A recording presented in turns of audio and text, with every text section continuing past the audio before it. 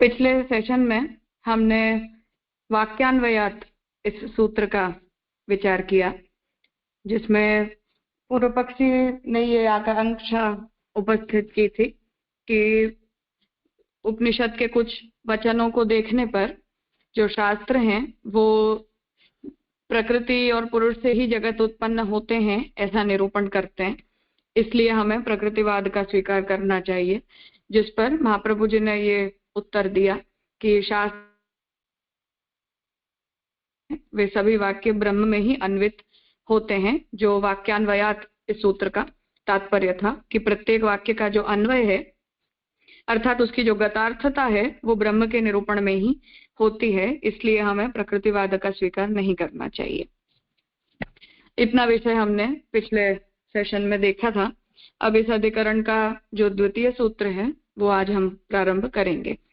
तो 7वां वाक्यान्वयाधिकरण है 4 सूत्रों वाला, जिसके प्रथम सूत्र में तो ये निर्णय दे दिया गया, पर मूल विषय यहाँ पुनः ये भी है कि प्रकृति जैसे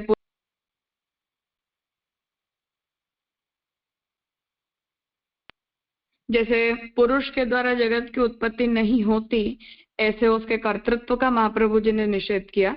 उसी प्रकार से अब यहाँ प्रकृति तो जो है वो जगत के प्रति उपादान कारण नहीं है, परंतु ब्रह्म ही जगत के प्रति कारण भी है। इस विषय का निरूपण इस अधिकरण के अंतर्गत करेंगे। इसलिए अब यहाँ प्रतिज्ञा सिद्धेः लिंगम आश्मरथ्यः, ये द्वितीय सूत्र अब यहाँ इस अधिकरण का आ रहा है। ततो द्वितीय सूत्रे, अब यहाँ दूसरे सूत्र में, अस्मिन् वाक्ये ब्रह्मैव उच्यते, इस वाक्य में ब्रह्म को ही कहा जा रहा है।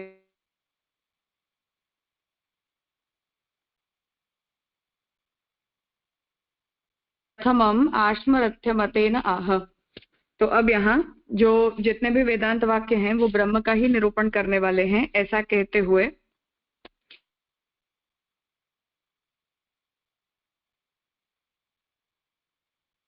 संपूर्ण रूप से नहीं परंतु आधा अधूरा ही सही, परंतु ब्रह्म के कर्तृत्व का जो भी स्वीकार करने वाले मत हैं उनका यहाँ महाप्रभु जी संग्रह कर रहे हैं, जिसमें सबसे पहले आश्मरथ्य के मत को महाप्रभु जी ने यहाँ कहा है, अर्थात सूत्रकार भी कह रहे हैं।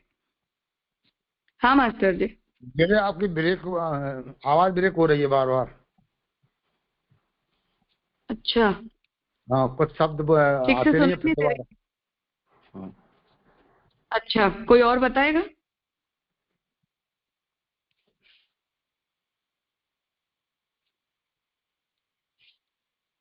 हाँ हितेन भाई। हाँ राजा, यहाँ तो बॉम्बे में क्लियर आती है। अच्छा मास्टर जी, तो शायद आपके नेटवर्क में क्या, मेरे नेटवर्क में हो सकती है। अच्छा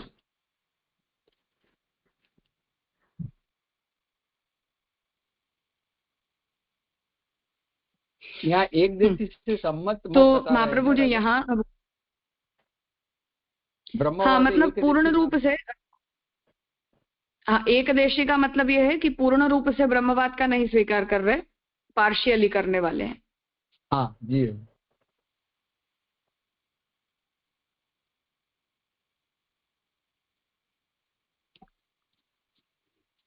तन्मते ही ब्रह्मणा स्वस्य भोग निष्पत्त्यर्थम, अब उनका मत क्या है उसे पुरुषोत्तम जी जो है वो संक्षेप में बता रहे हैं कि आश्मरथ्य के मत में ब्रह्म जो है वो अपने भोग की निष्पत्ति के लिए विस्फुल्लिंगवत प्रकटीकृतः स्वांशो जीवः, तो ब्रह्म ने अपने भोग की निष्पत्ति के लिए विस्फुल्लिंग रूप से अपने अंश रूप जीवात्मा को प्रकट किया। तेन जीवेन उपक्रमः, तो उससे जीवात्मा की उत्पत्ति आश्मरथ्य ने सबसे पहले मानी है। तो जीवात्मा की उत्पत्ति से सृष्टि की उत्पत्ति का उपक्रम होता है। तस्यैव प्रियत्वेन संसूचनात्, क्योंकि जब हम आत्मनस्तु कामाय सर्वं प्रियं भवति ऐसा कहते हैं तो उसका मतलब है कि ब्रह्म के सबसे करीबी और सबसे प्रिय जो है वो तो जीव ही होते हैं। उपक्रमस्य च बलिष्ठत्वात् जीवात्मैव प्रकरणी, और उपक्रम के बलिष्ठ होने से जो जीवात्मा है वही इस प्रकरण का मुख्य वर्ण विषय है। इति स एव ज्ञेयत्वेन उपदिश्यते इति शंकायाम। इसलिए क्या जीवात्मा को ही ज्ञेय तत्व के रूप में बताया जा रहा है, ऐसी शंका उपस्थित करने पर न अत्र जीवात्मनो ज्ञेयत्वेन उपदेशः, तो आश्मरथ्य का इतना मत स्वीकारा, परंतु फिर दूसरे मत का भी खंडन साथ साथ कर रहे हैं कि नहीं, यहाँ जीवात्मा का ज्ञेयत्वेन उपदेश नहीं है, किंतु परमात्मन एव, परंतु परमात्मा का ही उपदेश है। जीवेन उपक्रमस्तु आत्मनीवा विज्ञाते सर्वमिदं विज्ञातं भवति इति प्रतिज्ञायाः सिद्धिः तस्याः लिंगम। तो जीवात्मा का उपक्रम यदि होता तो एक आत्मा को जान लेने से सब कुछ जान लिया जाता है, इस प्रकार की जो प्रतिज्ञा की गई है उसकी सिद्धि को वहां ब्रह्म के निरूपण के लिंग के रूप में स्वीकारा नहीं जा सकता था। यदि ही जीवः परमात्मनः सकाशात् भिन्नः स्यात् तदा परमात्म ज्ञाने तद अज्ञानात् आत्मज्ञानेन सर्वज्ञान प्रतिज्ञा न सिद्धेत। तो अगर जीवात्मा और परमात्मा दोनों एक दूसरे से अलग अलग होते तो फिर परमात्मा के ज्ञान के लिए आत्मज्ञान के द्वारा हर वस्तु का ज्ञान हो जाता है, इस प्रतिज्ञा की सिद्धि नहीं हो सकती थी। अतः तदर्थम उपक्रमे जीवः परामृश्यते, इसलिए जो है वो जीवात्मा के स्वरूप का निरूपण करके और फिर आगे ब्रह्म के ज्ञान की सिद्धि के लिए ही जीवात्मा के विषय का भी निरूपण किया गया है। स्वतंत्र रूप से जीव ज्ञान ही फल है या जीव को ही ज्ञेय मानना, ऐसा कहने में उपनिषद का तात्पर्य नहीं है। अर्थात जीवात्मा का ज्ञेयत्व कितने अंश में है कि हमें सबसे पहले तो जीवात्मा का ज्ञान प्राप्त करना पड़ेगा, फिर जीवात्मा के स्वरूप का जब हमें ज्ञान होगा तब उसके अंश के रूप में हमें ब्रह्म के स्वरूप का ज्ञान होगा, और फिर हमें जीवात्मा और ब्रह्म के बीच के अभेद का ज्ञान होने पर पूरे ब्रह्मांड का ज्ञान जो है वो ब्रह्मत्वेन हो पाएगा। तो उस हेतु से जो है वो जीवात्मा की उत्पत्ति और जीवात्मा के स्वरूप का निरूपण श्रुति ने किया है, परंतु जीवात्मा को ही ज्ञेय बताना मुक्ति के लिए, इतना कहने मात्र में उपनिषद का तात्पर्य नहीं है। इसलिए आश्मरथ्य का जो ये मत है कि ब्रह्म के द्वारा होने वाली जीव की उत्पत्ति और फिर जीवात्मा ही ज्ञेयत्वेन कहा गया है, उसका महाप्रभु जी ने यहाँ खंडन किया है इसी विषय वाक्य के संदर्भ में। अतः तदर्थम उपक्रमे जीवः परामृश्यते, इसीलिए ब्रह्म ज्ञान के अंग के रूप में ही जीवात्मा का निरूपण भी किया गया है। न तो प्रकृति संसृष्टस्य जीवस्य, पर प्रकृति से संसक्त जो पुरुष रूप जीव है उसके निरूपण में श्रुति का तात्पर्य नहीं है। जीवस्य कारणत्वार्थम इति आश्मरथ्यमतम उक्तम, पर प्रकृति से संसृष्ट जो जीव है उसकी कारणता का निरूपण करने में श्रुति का तात्पर्य नहीं है, ऐसा आश्मरथ्य का जो मत है उसे यहाँ महाप्रभु जी ने कहा है। अर्थात आश्मरथ्य जो है उन्होंने ब्रह्म की कारणता का स्वीकार नहीं किया है, परंतु ब्रह्म से संसक्त जीव और फिर जीव से संसक्त सृष्टि, उस प्रकार की जो प्रक्रिया सांख्य ने बतानी चाहिए उसका आश्मरथ्य ने खंडन करके ये कहा कि नहीं, जीवात्मा का विषय यहाँ है नहीं, ये ब्रह्म का ही विषय है। पर पार्शियली आश्मरथ्य ब्रह्म को कारण नहीं मानते, ब्रह्म को कर्ता कहना चाहते हैं, इसलिए वो एकदेशी हैं करके महाप्रभु जी ने पूर्ण रूप से उनके मत का स्वीकार नहीं किया है, परंतु इस विषय वाक्य के संदर्भ में उनका जो निर्णय है वो योग्य है, इसलिए इस सूत्र में महाप्रभु जी ने उनके मत का संग्रह किया है।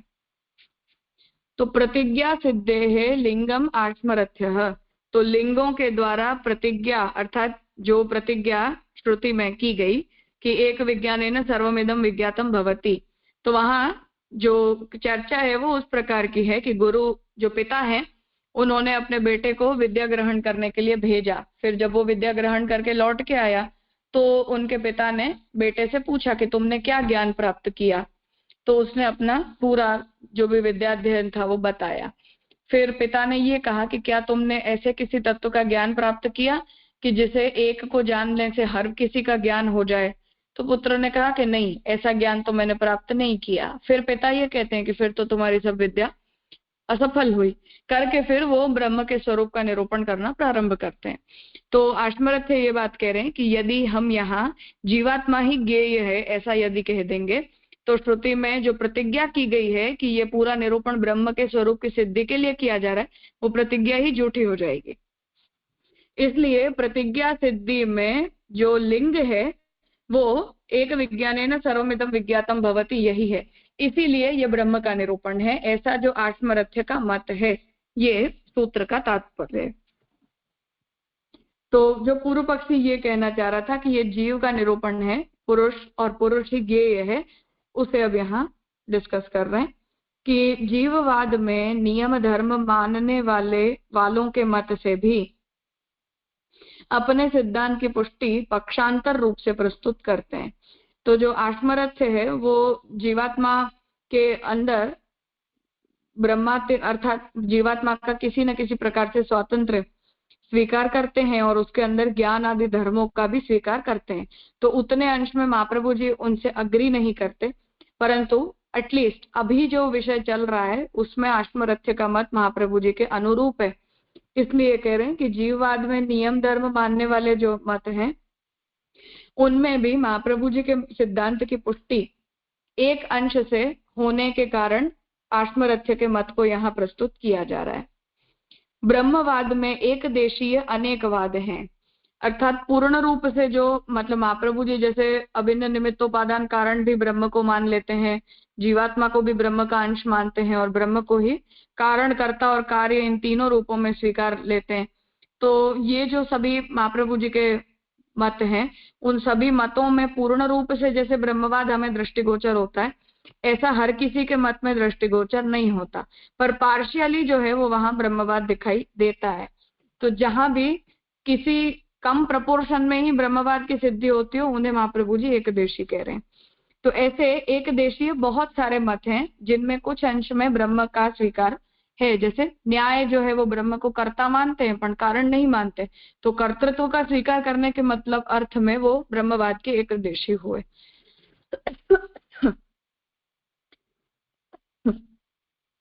तो ब्रह्मवाद में एक देशीय अनेकवाद हैं। भगवान स्वयं अपने अंश जीव से भोग प्राप्त करने के लिए ही अग्नि की चिंगारियों की तरह विभिन्न रूप धारण करते हैं, ऐसी आश्मरथ्य की मान्यता है।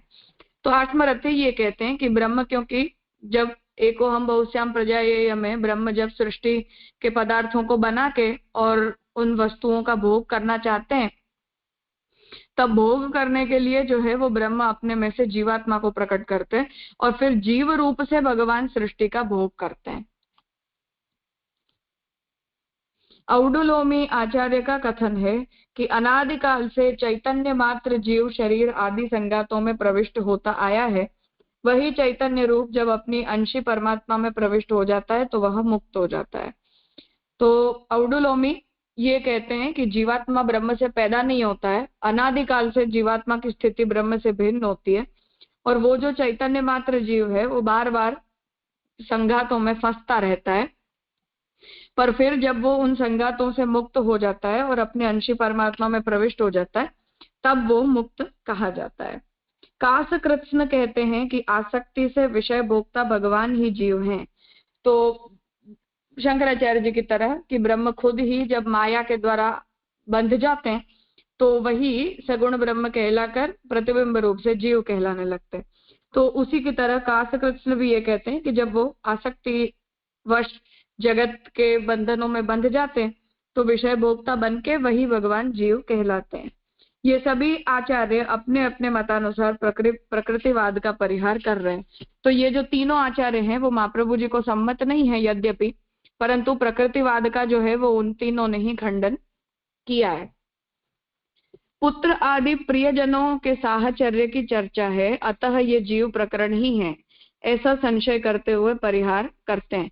तो महाप्रभु जी निर्णय नहीं दे रहे, यहाँ ये तीनों आचार्यों ने जिस प्रकार से प्रकृतिवाद का खंडन किया है उसे यहाँ सूत्रकार बता रहे हैं कि पुत्र वगैरह प्रियजनों के साहचर्य की वहां चर्चा की गई है, इसलिए जो जीव है उसी का यह प्रकरण चल रहा है, ऐसा जब पूर्व पक्षी कहता है तो उसका निराकरण करते हैं कि प्रकरण में जीवोपक्रम है, यह विशेष प्रयोजन से है। तो जो तीनों आचार्य हैं, काशकृष्ण, औडुलोमी और आश्मरथ्य, ये तीनों ये बात कहते हैं कि जीवात्मा का निरूपण तो इस विषय वाक्य के अंतर्गत प्रकरण में हो ही रहा है, पर क्यों हो रहा है उसका विचार करना चाहिए। तो वो उसका विशेष प्रयोजन है, वह प्रतिज्ञा की सिद्धि के लिए है। तो वो प्रयोजन बता रहे हैं कि जो प्रतिज्ञा की गई है उसकी सिद्धि के लिए ही ये निरूपण वहां हुआ है। वह जीव उस परमात्मा का ही अंश है, अतः वह अभिन्न है। तो जो जीवात्मा है वो परमात्मा का अंश है, इसलिए परमात्मा और जीवात्मा ये दोनों एक ही हैं। लिंग प्रायः प्रतिज्ञा सिद्धि के लिए ही होता है, एक को जानने से सब कुछ ज्ञात हो जाता है, यही वेदांत दर्शन की प्रतिज्ञा है। तो जो लिंग मतलब हिंट दी गई हो या कोई विशेषण दिया हो या कोई प्रकार के लक्षण विशेष का निरूपण किया गया हो, तो वो क्यों करते हैं, तो उसे बता रहे हैं कि जो भी लिंग है वो तो प्रतिज्ञा की सिद्धि के लिए ही होता है। और प्रतिज्ञा यहाँ ये है कि जो कोई भी वस्तु को हम सिद्ध करना चाह रहे हैं, वो वस्तु का लक्षण ये है कि उस एक वस्तु को जान लेने से हर वस्तु का ज्ञान प्राप्त हो जाता है। उस परमात्मा का ही आगे प्रतिपादन किया गया है, और जो परमात्मा है उसी का फिर आगे प्रतिपादन है। उपक्रम उसी का साधक मात्र है। तो जो उपक्रम है, एक विज्ञानेन सर्वमिदं विज्ञातम भवति, वो तो ब्रह्म को सिद्ध करने के लिए कहा गया है। इसमें बतलाया गया है कि जैसा जीव और भगवान है वैसा ही जड़ भी है। तो जैसे जीव है, जैसे भगवान है, उसी तरह जड़ पदार्थ भी हैं, क्योंकि तभी तो जड़ का ज्ञान प्राप्त करने से ब्रह्म का ज्ञान होगा। तो जड़ पदार्थ का स्वरूप यदि अलग है तो उसका ज्ञान कर लेने से ब्रह्म का ज्ञान कैसे हो जाएगा। इसलिए जड़, जीव और भगवान, इन तीनों के अंदर कोई ना कोई कॉमन एलिमेंट तो है ही। यही आत्मरथ्य की मान्यता है। श्रोतव्य आदि का विषय तो भगवान ही है, तो आत्मरथ्य ने इसीलिए प्रकृतिवाद का खंडन किया है। और श्रोतव्य वगैरह का जो विषय है, मतलब ब्रह्म का ही निधिध्यासन करो, ब्रह्म का ही कीर्तन करो, ब्रह्म का ही श्रवण करो, तो उसमें तो ब्रह्म ही विषय है। इस प्रकार नियत धर्म जीववाद के अनुसार भी जीवोपक्रम में कोई दोष नहीं है। तो उसी तरह जो विचारक जो है वो ब्रह्म को और जीव को एक मानते हैं, या भोक्ता जो होता है वो जीव ही होता है, इस प्रकार के मत का जो लोग समर्थन करते हैं, उनके मतानुसार भी जीव का उपक्रम जो किया गया है श्रुति में, उसमें कोई दोष नहीं है, परंतु वो उपक्रम प्रयोजन विशेष से है। इसलिए इस पूरे प्रकरण को जीव का ही प्रकरण है ऐसा नहीं कहना चाहिए करके महाप्रभु जी ने जो है वो अन्यों के मतों का संग्रह करके और अपनी बात को और ज्यादा स्ट्रॉन्ग किया है। कुछ पूछना है? हाँ राजा, धन्यवाद, प्रणाम राजा। राजा यहाँ जो पहले तो ये है कि ये जो श्वेत केतु और उदालक की बात है ना, हाँ। एकम विज्ञानम सर्व विज्ञानम भवति जो है वो, हाँ। श्वेत केतु पढ़ के आए वो ही यहाँ पे है ना। हाँ।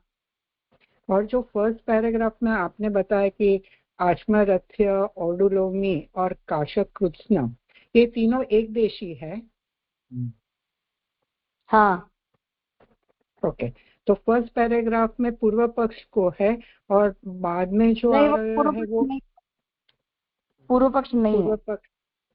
ओके, महाप्रभु जी जिनकी तरफ से अपना सिद्धांत पुष्ट करवाना चाह रहे हैं, उनके मतों को महाप्रभु जी ने बेसिकली क्लियर किया है। पूर्व पक्ष सिर्फ यहाँ पुत्र आदि प्रियजनों के साहचर्य की चर्चा है, अतः ये जीव प्रकरण ही है, बस इतना ही यहाँ संशय और पूर्व पक्ष मिलाकर है। ओके जी, क्लियर। हाँ। क्योंकि दोनों मिक्स हो जा रहा था। राजा, ये जीववाद के नियम धर्म यानी क्या मानने वालों में जीववाद का नियम धर्म, अर्थात कि ब्रह्म और जीव ये दोनों एक ही हैं, एक बात। और दूसरा कि जीवात्मा जो है वो नित्यबद्ध तत्व है, ब्रह्म के अंश के रूप में नहीं है, परंतु उनकी मुक्ति तो ब्रह्म में होती होती है। उस प्रकार से जीवात्मा की नित्यता का स्वीकार करने वाले मत, और जीवात्मा में जो संसार से बंधने का धर्म है, वो नियत धर्म है, आगंतुक धर्म नहीं है, ऐसा करके जीवात्मा का वो स्वरूप मानते हैं। तो हम भी स्वतः मानते सिद्ध हैं। नहीं, हम नहीं मानते हैं। क्यों जीवात्मा को नित्य बद्ध है ऐसा नहीं? नहीं, हम तो जीवात्मा में अविद्या से बंधन आता है तो आगंतुक धर्म मानते हैं ना। हाँ, ओके। अनादिकाल से जीवात्मा थोड़ी बद्ध है अपने मत में। सॉरी राजा। अनादिकाल से जीवात्मा बद्ध हाँ थोड़ी है अपने मत में। हाँ, बराबर। वो तो शुद्ध ही होती है, फिर बीच में बद्ध होती है, फिर मुक्त हो जाती है। पर ये तो अनादिकाल से उसे उसी तरह स्वीकारते हैं। जी। तो ये शब्द पहली बार जीववाद ऐसा फर्स्ट टाइम यानी समझ में आया। हाँ, तो इन लोगों के मत क्या है, सिर्फ विचार में है ना, कोई सांप्रदायिक नहीं है, इसलिए ऐसे अलग से पढ़ने में नहीं आता है। पर उन लोगों के जो भाष्य हैं वहां से कुछ कुछ चीजें निकलती हैं। महाप्रभु जी के समय में ज्यादा फेमस होंगे, आज तो नहीं है। हाँ जी, थैंक यू।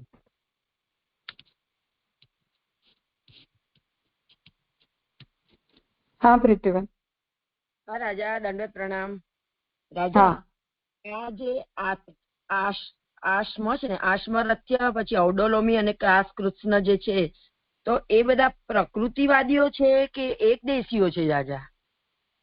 एक देशी है, प्रकृतिवाद का तो वो लोग भी खंडन कर रहे हैं। हाँ ओके, प्रकृतिवाद का खंडन कर।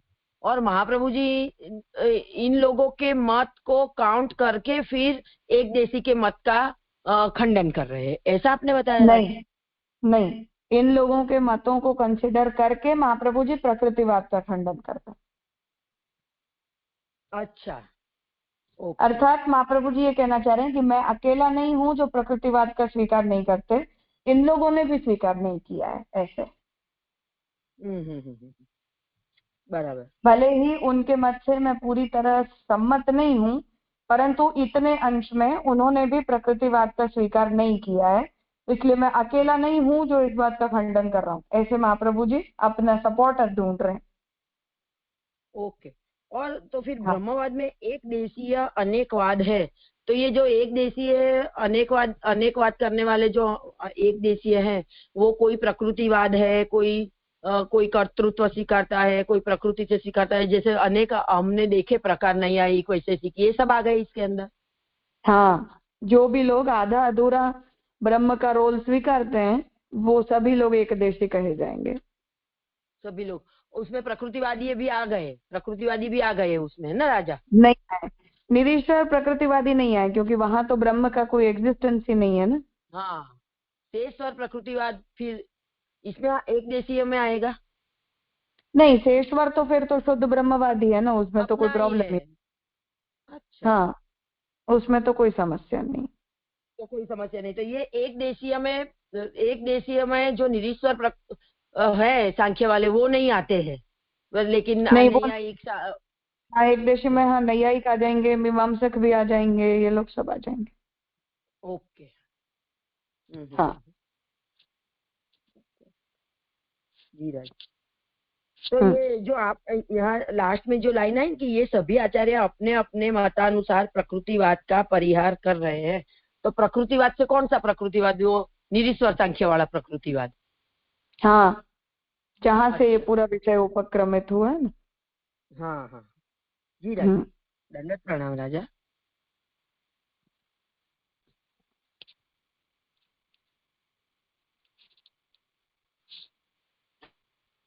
हेलो हेलो राजा, दंडवत प्रणाम। हेलो हेलो, आवाज आ रही? मुझे आपकी आवाज नहीं।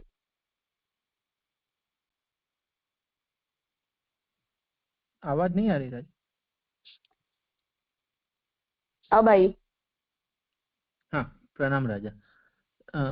राजा यही पूछना था मेरे को कि ये जो आपने ने समझा ना अभी, इस प्रकार नियत धर्म जीववाद के अनुसार, तो नियत धर्म को तो हम मानते नहीं है, नित्यबद्ध है, मतलब ये जो नियत धर्म है, पर जो जीवोपक्रम में कोई दोष नहीं है, मतलब हम खाली उनके साथ इतना कोरिलेट करते हैं कि जीव परमात्मा का अंश है। नहीं, उतना भी नहीं। तो हम उनके मत का स्वीकार कितने, मतलब क्या क्या अंश में कर रहे हैं? प्रकृतिवाद का विखंडन तो बराबर है, लेकिन किस अंश में हम उनको स्वीकार कर रहे हैं, मतलब उनका सपोर्ट कौन क्या साबित कर? प्रकरण ब्रह्म का है, सिर्फ इतना कि ये प्रकरण ब्रह्म का है, और जीव का जो निरूपण है वो ब्रह्म के निरूपण के अंतर्गत आया है, स्वतंत्र रूप से जीव का निरूपण नहीं है। अच्छा, मतलब जो ये है कि एक विज्ञान सर्व विज्ञान भवति, वो ब्रह्म का प्रकरण है, उतना ही खाली हम इनका सपोर्ट ले रहे हैं। हाँ, इसलिए हमारी बात उसमें रह जाएगी ना कि ये, अर्थात हमारे मत का सम्मति में लोग आ गए जो ये कह देंगे कि नहीं ये जीव प्रकरण नहीं है, तो जीव का नहीं है तो पुरुष का भी नहीं। जी राजा, हुआ क्लियर? प्रणाम राजा।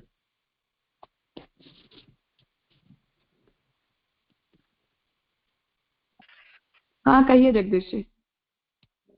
दंडवत प्रणाम राजा। ये मेरे को लिंग वाला समझ नहीं आया, मतलब जो प्रतिज्ञा और जो बताया ना कि लिंग प्राय प्रतिज्ञा सिद्धि के लिए ही होता है, और उस प्रतिज्ञा का मतलब यहाँ क्या कॉन्टेक्स्ट है और वो किस अर्थ में ये बात आ रही है, वो स्पष्ट नहीं हो पाई।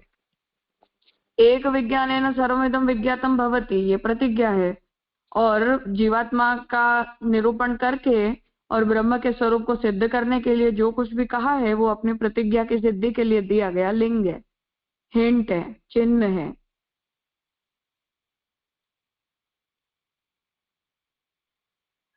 माने जो जीवात्मा का निरूपण किया गया है वो ब्रह्म सिद्धि के लिए किया गया है, ये हाँ। उससे मतलब हम। हाँ,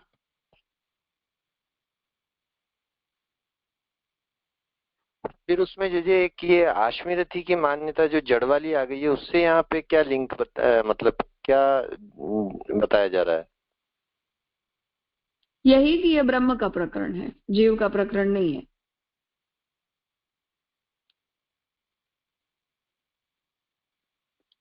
तो ये एक चौथा स्टैंड और लिया है, मतलब तीन आचार्यों के साथ एक आश्मिरथी का भी आया है।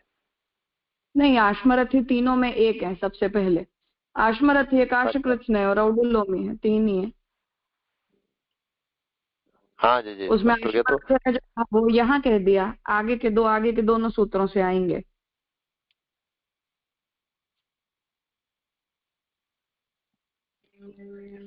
एक जी लास्ट जो लिया ना, श्रोतव्य आदि का विषय तो भगवान ही है, ये किस अर्थ में है? मतलब इस प्रकार नियत धर्म, क्योंकि वहां ये मंत्र आ रहा है कि उसी तत्व का फिर ध्यान करना चाहिए, उसी का ज्ञान प्राप्त करना चाहिए, उसी का निधिध्यासन करना चाहिए।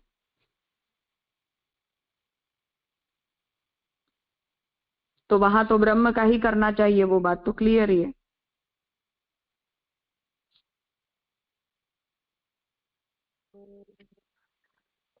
तो ये मंत्र जी मतलब जहाँ जीव का उपक्रम किया है वहां पे आया है, या ब्रह्म का जहाँ बता रहे हैं वहां आया है? मतलब टेक्स्ट में जीव का उपक्रम ब्रह्म के लिए ही है, वो इंडिपेंडेंटली उसके उपक्रम का कोई अर्थ ही नहीं है, इसलिए वो जीव का निरूपण है ही नहीं। जीव के ब्रह्म के अंतर्गत जीव का है, सपोर्टिव सेंस में, ब्रह्म के एक एलिमेंट के सेंस में, इसलिए ये शुद्ध रूप से ब्रह्म प्रकरण है। जी क्लियर हो गया, प्रणाम।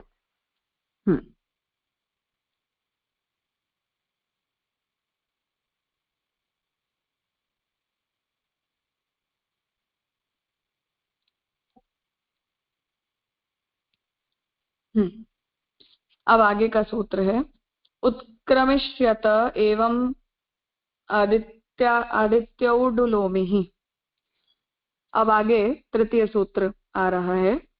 ततः तृतीय सूत्रे यद अत्र उपक्रमे, अब यहाँ तृतीय सूत्र में जो श्रुति के उपक्रम में गौण प्रिय वैराग्यार्थम जीव कथनम, तो जीवात्मा की अपनी गौणता और ब्रह्म की प्रियता ये बताते हुए वैराग्य के लिए जीवात्मा के स्वरूप का जो निरूपण किया गया है वो तत्वनादि सिद्धस्यापि जीवस्य संसार भावात् उत्क्रमिष्यतो मुक्तौ जीवो भगवानेव भविष्यति।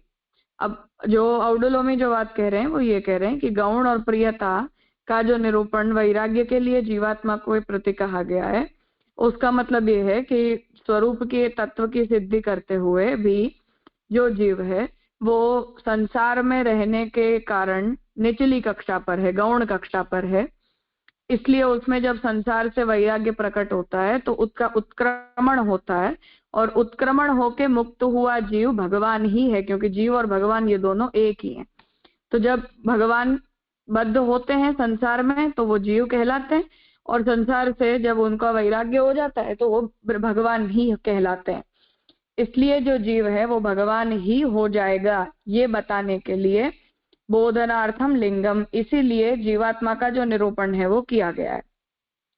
न तो प्रकृति संसृष्ट जीवस्य कारणात्वर्थम, परंतु प्रकृति से संसृष्ट जीव जगत के प्रति कारण है, ऐसा बताने में श्रुति का तात्पर्य नहीं है। तस्मात् न अत्र प्रकृति संसृष्ट जीव कारणवाद, इसलिए यहाँ प्रकृति से संसृष्ट जीव जगत के प्रति कर्ता या कारण है ऐसा मत नहीं है। इति औडुलोमी मतम उक्तम, ये औडुलोमी के मत का निरूपण अब इस सूत्र में महाप्रभु जी कर रहे हैं। फिर से यहाँ ये हमारा मत नहीं है, केवल हम उतने अंश में इस मत को रेफर कर रहे हैं क्योंकि इन्होंने भी इसे जीव की कारणता निरूपक वचन के रूप में स्वीकार नहीं किया है। तो उत्क्रमिष्यत एवं बाधित्य औडुलोमी ही, तो उत्क्रमण जीव का होगा ऐसा औडुलोमी का कहना है, ये सूत्र का अर्थ है। इस प्रकरण में जीवोपक्रम से भगवान के श्रवण आदि की जो चर्चा है, तो उपक्रम एक विज्ञान सर्वमिदं विज्ञातम भवति से किया, फिर जीवात्मा के स्वरूप का निरूपण किया, उसके बाद फिर ब्रह्म, इसीलिए जो सभी के द्वारा ज्ञात है ऐसे ही ब्रह्म का श्रवण मनन और निधिध्यासन करना चाहिए वगैरह जो चर्चा की गई वह संसार भाव से उठे हुए जीव से संबंधित है। तो औडुलोमी उसका प्रयोजक बता रहे हैं कि ये जो पूरी चर्चा है वो इस संसार के बंधन में बंधे हुए जीवात्मा के उत्क्रमण के संबंध में है। मुक्त जीव भगवान ही हो जाता है, तो जो जीव मुक्ति को प्राप्त करता है वो जीव तो भगवान ही हो जाता है, इसकी ज्ञापक है। और ये जो पूरा निरूपण है वो इसीलिए किया गया है क्योंकि ये जो जीव है वो भगवान बन जाता है। यदि ऐसा नहीं मानेंगे तो वही जीव अमृत कैसे हो सकता है? तो जीव ही भगवान है, जीव और ब्रह्म एक ही हैं, इस मत का यदि हम स्वीकार नहीं करेंगे तब फिर जो है वो जीवात्मा को ब्रह्म भाव की प्राप्ति होगी, ऐसा हम कह कैसे सकते हैं? उन दोनों में एकत्व की कल्पना संभव नहीं है, ऐसा जो है वो यहाँ औडुलोमी तर्क दे रहे हैं। इसलिए जीव और भगवान ये दोनों एक होते हैं। भगवान जब तक संसार में बंधे होते हैं तो जीव कहलाते हैं, संसार से मुक्त हो जाते हैं तो उसी को हम भगवान कह देते हैं, ऐसा औडुलोमी कह रहे हैं। स्त्री को विश्वास दिलाने और गौण प्रिय वस्तु से वैराग्य भाव बतलाने के लिए जीवोपक्रम करना आवश्यक था। तो जो ये संवाद याज्ञवल्क्य और गार्गी मैत्रेयी के बीच चल रहा है, वहां जो गार्गी मैत्रेयी ने ये पूछा था कि हमें अमृतत्व की प्राप्ति कैसे हो सकती है, तो ये विश्वास दिलाने के लिए और गौण प्रिय वस्तु में वैराग्य भाव बताने के लिए, जीव को संसार से विरक्ति की प्राप्ति हो तो उसे अमृतत्व मिले, उस प्रकार से जीव के स्वरूप का और जीव के बंधन और मुक्ति आदि का निरूपण करना जरूरी था। ऐसी औडुलोमी आचार्य की मान्यता है। ऐसा औडुलोमी इस पूरे प्रकरण के अर्थ के रूप में स्वीकारते हैं। इस प्रकार भिन्न जीव पक्ष से भी दोष नहीं होता। तो इस औडुलोमी के मतानुसार जो उन्होंने जीवात्मा की सिद्धि यहाँ जिस प्रकार से मानी है, ऐसा औडुलोमी के मत का भी यदि हम संग्रह करते हैं तब भी यहाँ प्रकृतिवाद की सिद्धि नहीं होती, ऐसा महाप्रभु जी कह रहे हैं।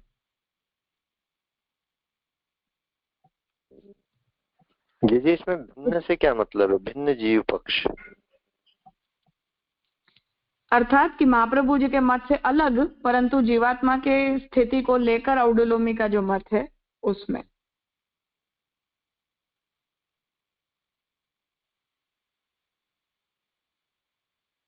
राजा आपकी आवाज बराबर नहीं आ रही है, कट हो रही है बीच में। अच्छा, मैं करती हूँ कोशिश।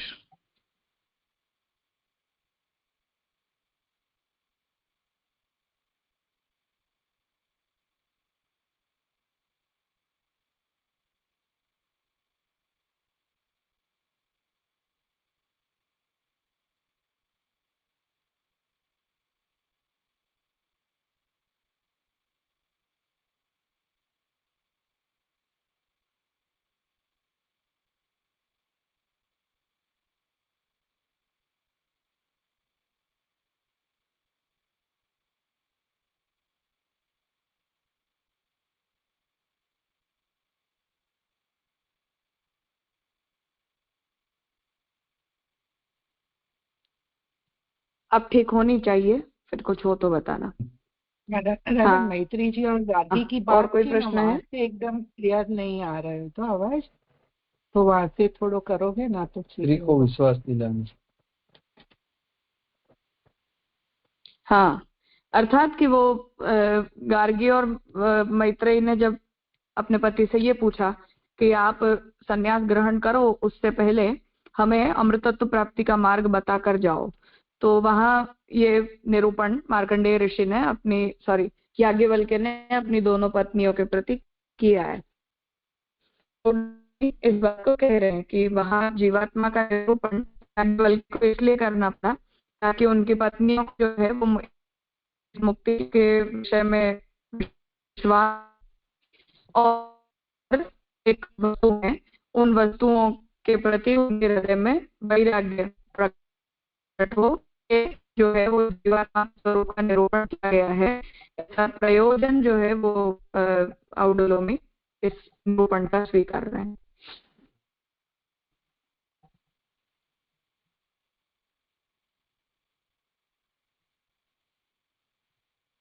राजा, ये औडुलोमी के कौन से मत से हम सम्मत है?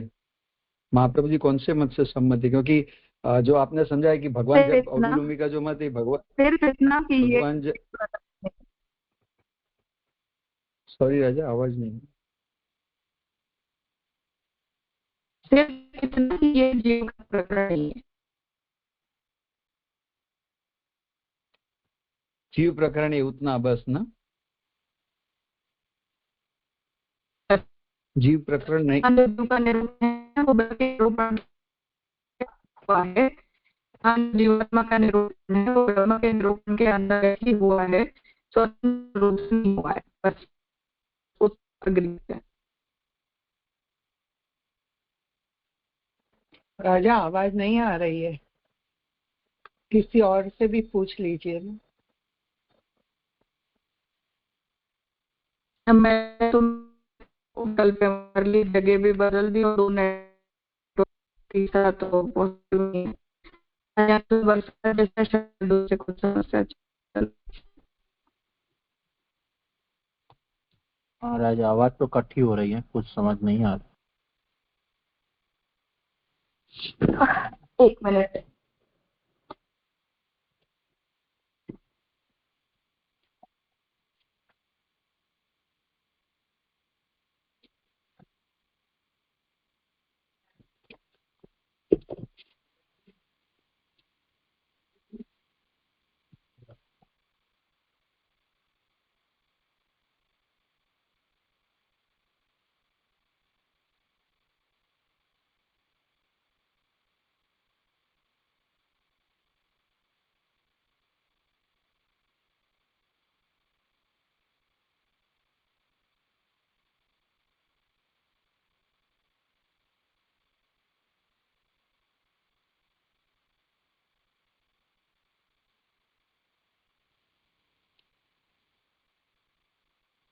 अभी ठीक है? हाँ राजा, अभी 2 शब्द तो अच्छे सुनाई दिए। राजा ठीक, चलो देखते हैं। हाँ, और कुछ है इसमें?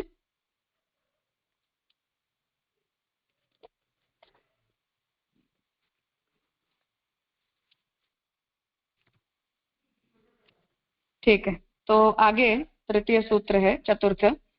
अवस्थितेः इति काशकृत्स्नः।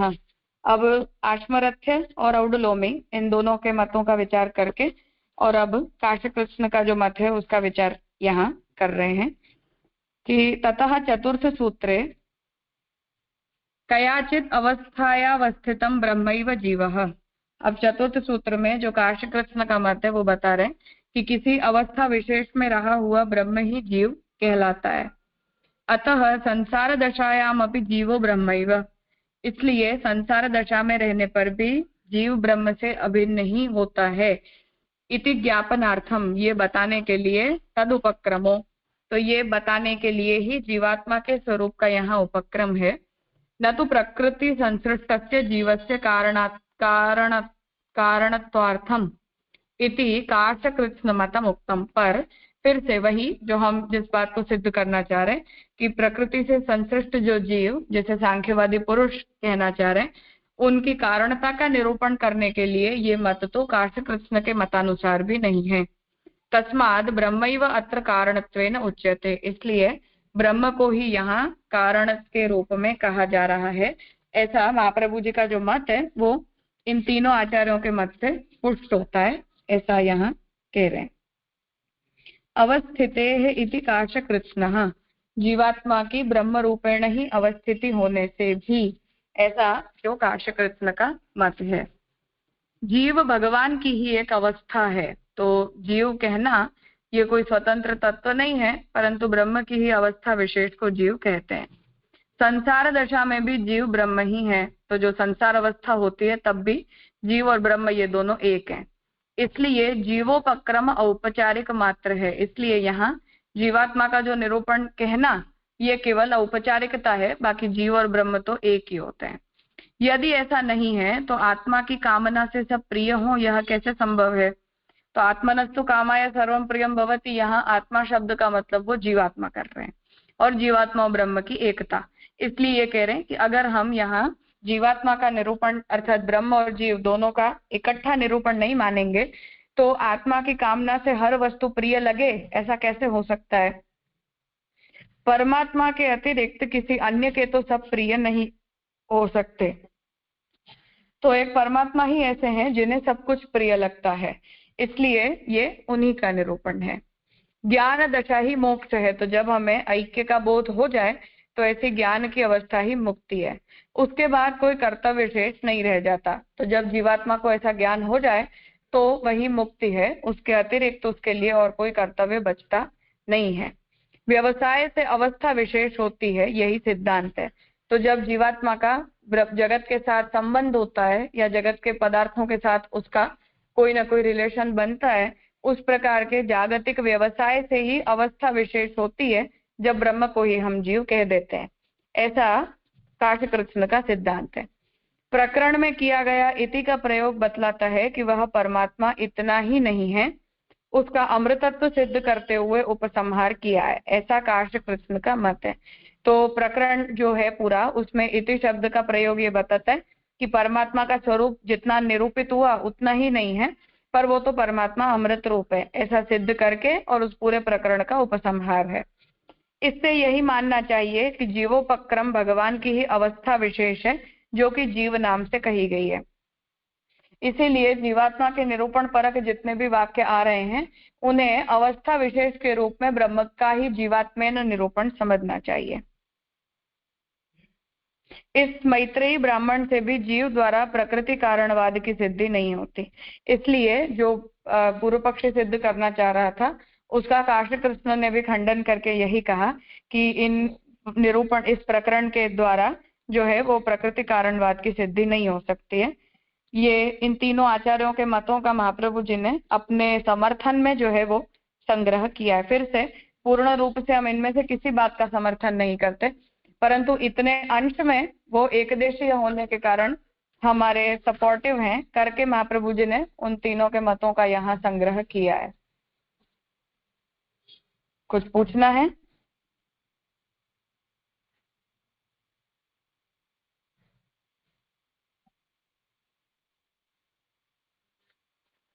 जी जी, एक देशी का अर्थ क्या होता है वैसे, मतलब इसका शाब्दिक अर्थ क्या है? एक पार्ट में संगत होना और दूसरे पार्ट में असंगत होना, एक वाक्य में या एक विषय में संगत होना, अन्य विषयों में असंगत होना, ऐसे।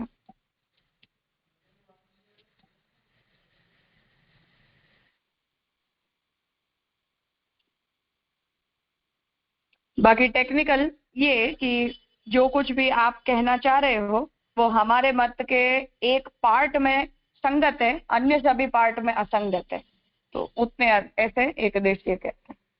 एक स्थानीय या एक वाक्य का समर्थन हो, एक चैप्टर का समर्थन हो, या एक सब्जेक्ट मैटर में हम एक मत होते हो, उस तरह से पार्शियली।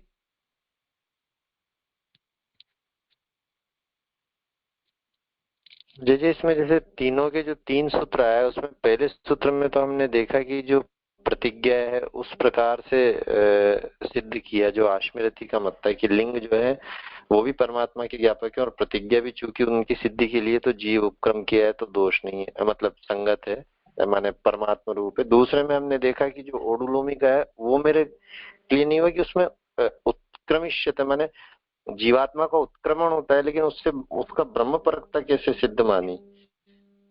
वो वैराग्य के लिए ये ऐसा माने, मतलब उत्क्रमित हो के और जीव ही ब्रह्म हो जाता है, उसका अधः पतन जीव कहलाता है और मूल स्वरूप की प्राप्ति ब्रह्म कहलाता है।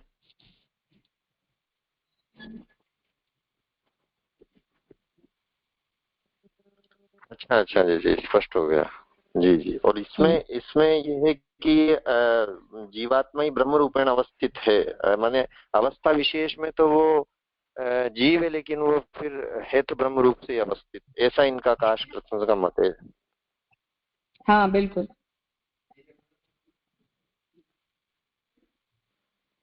जी जी, बद्धावस्था में नहीं होता है, बस नाम विशेष है या अवस्था विशेष है। जैसे शुद्ध जीवात्मा को बद्ध अवस्था हो जाती है, ऐसे ब्रह्म को जीवावस्था हो जाती है। तो कोई मतलब किसी भी शब्द का प्रयोग कर लो, जीव शब्द का उपयोग कर लिया तो तत्व भेद नहीं हो गया ऐसे। मतलब नेट रिजल्ट में तीनों जो है वो ब्रह्म परक ही प्रकरण है कुल मिलाकर के, इस अर्थ में हम उनसे संगत है, मतलब बस। हाँ बस। हाँ ठीक है जी, क्लियर हो गया, प्रणाम। हाँ राजा, धन्यवाद, प्रणाम। तो राजा खाली इतना ही हुआ ना इसी के कंटिन्यूएशन में, मतलब ये तीन जो मत हमने देखे इसमें जीव इज इक्वल टू ब्रह्म, ये तो उनका मत है और फिर वो साबित करके ये ब्रह्म का प्रकरण है। हाँ ये तीन तो ऐसा ही मान रहे हैं ना, जीव इज इक्वल टू ब्रह्म। हाँ बिल्कुल। हाँ हाँ। और प्रकृति पुरुषवाद जीव इज इक्वल टू ब्रह्म नहीं मानता है, वो भी कहता है तो जीव परक ही है, मतलब पुरुष परक, पर खाली जीव इज इक्वल टू ब्रह्म नहीं मानता है, उतना डिफरेंस रहा मतलब। हाँ हाँ हाँ राजा, प्रणाम।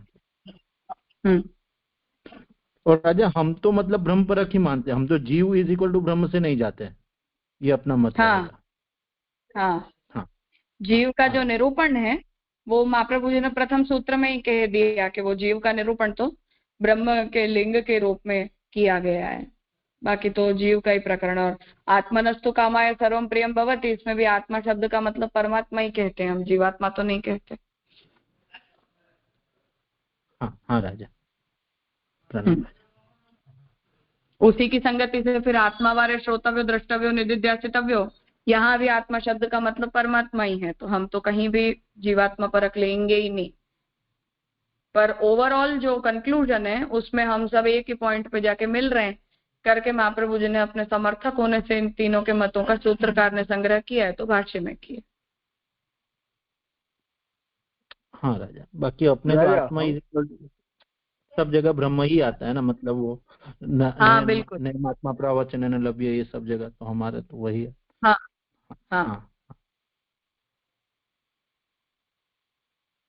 राजा ये समझना था कि ये तीनों जो आचार्य जीव ब्रह्म की अवस्था समझते जीव की, यानी ब्रह्म बराबर जीव, और हम तो अंशात्मना जीव को मानते हैं।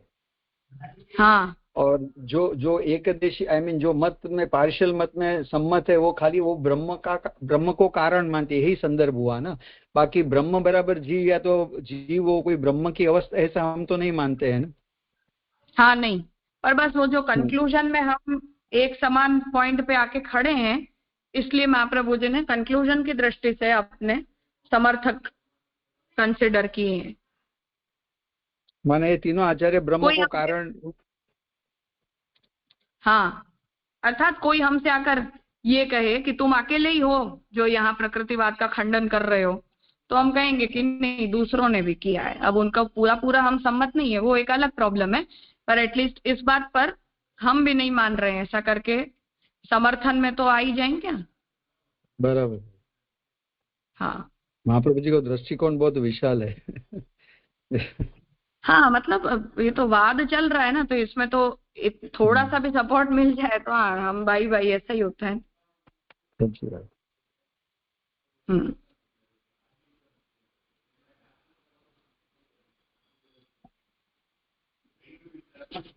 ठीक है, तो आज यहाँ रखते हैं, आगे का 8वां अधिकरण कल प्रारंभ करेंगे।